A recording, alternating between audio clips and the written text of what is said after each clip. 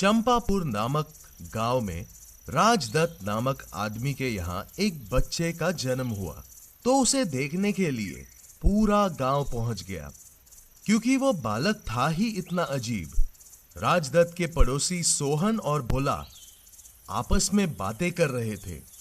उसके चेहरे पर सांप की केंचुली की तरह खाल है, और इस बच्चे की आंखें तो देखो, बिल्कुल सांप की तरह है। ऐसा बच्चा तो मैंने कभी नहीं देखा। मुझे तो यह बहुत डरावना दिखाई देता है। यह तो बिल्कुल मनहूस लगता है।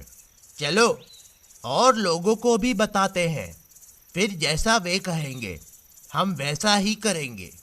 वैसे इसके बारे में हमें किसी से पूछ भी लेना चाहिए। ठीक कहते हो। भोला और सोहन ने पूरे गांव में यह बात फैला दी कि यह बच्चा अद्भुत है और मनहूस है। राजदत्त की पत्नी सीमा यह देखकर बहुत दुखी थी। मैं अपने बच्चे को मनहूस कैसे कहूँ? माँ बाप का तो अपना बच्चा सबसे प्रिय होता है।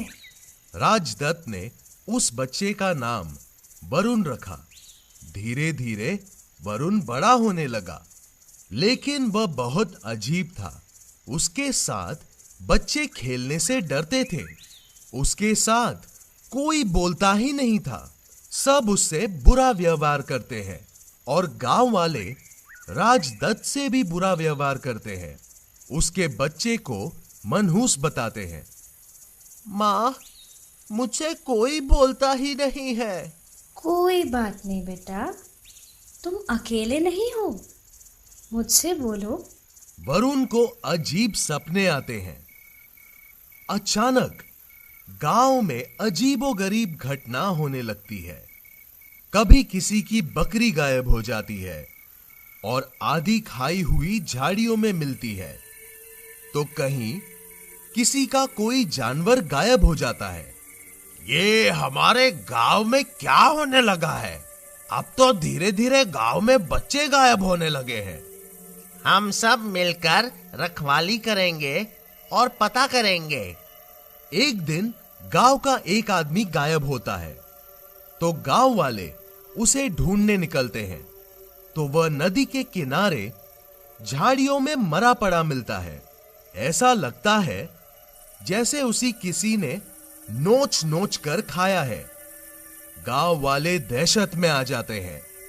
उधर वरुण को लगता है कि कोई उसे नदी की ओर बुलाता है। वह वहां पहुंचता है।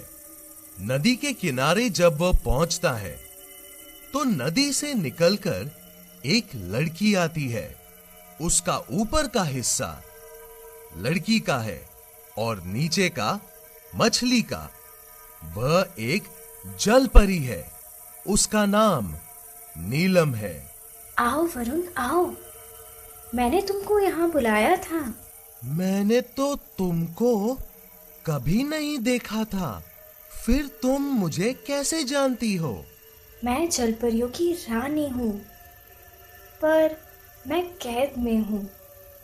उसी तरह तुम भी राजकुमार हो। तुम्हें श्राप मिला हुआ है।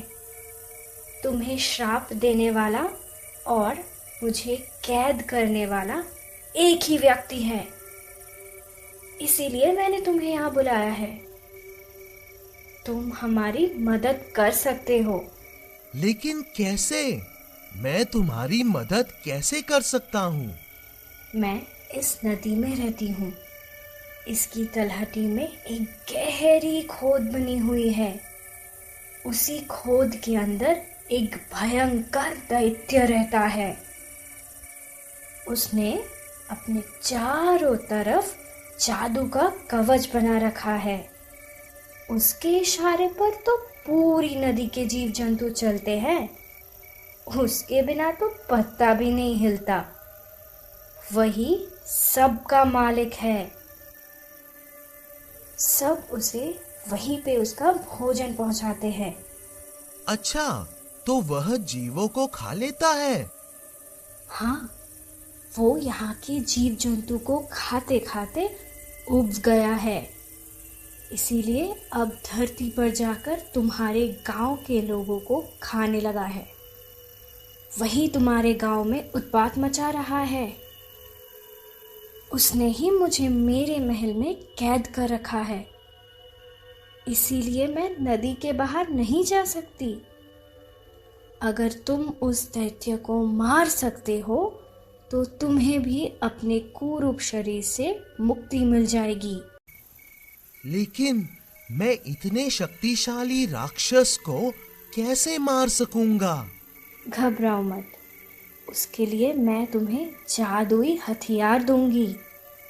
उसी के मदद से तुम उसे मार सकते हो। ठीक है। तो फिर चलो मेरे साथ। वरुण नीलम जलपरी के साथ उसके महल में गया। गांव के बच्चों ने जब वरुण को नदी में कूदते हुए देखा तो उन्होंने जाकर उसके घर में कह दिया। वरुण के माता पिता रोते हुए नदी के पास पहुंचे, लेकिन उन्हें कहीं भी वरुण दिखाई नहीं दिया। वे रोते कलपते हुए अपने घर वापस चले आए। ये लो, ये जादुई हथियार है जिससे तुम उनका मुकाबला कर सकते हो। चलो, मैं अभी चलती हूँ। वरुण ने दैत्य को जाकर ललकारा। अरे कायर, बाहर निकल, अंदर क्यों छुपा बैठा है? जब दैत्य अपने गुफा से बाहर निकला तो उसने भयंकर रूप बना लिया। अब दैत्य ने तीर छोड़ा, उससे सैकड़ों सांप निकलकर उड़ने लगे। वरुण ने तीर छोड़ा, जिससे वे सांप कटते चले गए। राक्षस और वरुण में बहुत देर तक लड़ाई हुई। राक्षस जब वरुण से हारने लगा तो वह धरती की ओर भागा। अब वह नदी से बाहर आकर ऊपर वरुण के गांव में आ गया था। उसके पीछे पीछे वरुण भी आया। वरुण ने राक्षस को मार डाला। उसके मरते ही नीलम जलपरी का रूप बदल गया। अब वह एक सामान्य लड़की थी। वरुण का रूप बदल गया। वह अब एक सुंदर राजकुमार था। क्या तुम मुझसे विवाह करोगे? हाँ, अब गांव वाले अपनी गलती पर पछता रहे थे। उन्हें पता चल चुका था कि उनके गांव से जो लोग गायब होते हैं, उन्हें वह राक्षस खाता था जिसे वरुण ने मार डाला है। वे सभी लोगों से क्षमा मांगने आए। राजकुमार वरुण और नीलम का धूमधाम से विवाह हो गया। गांव वालों ने खूब जश्न मनाया।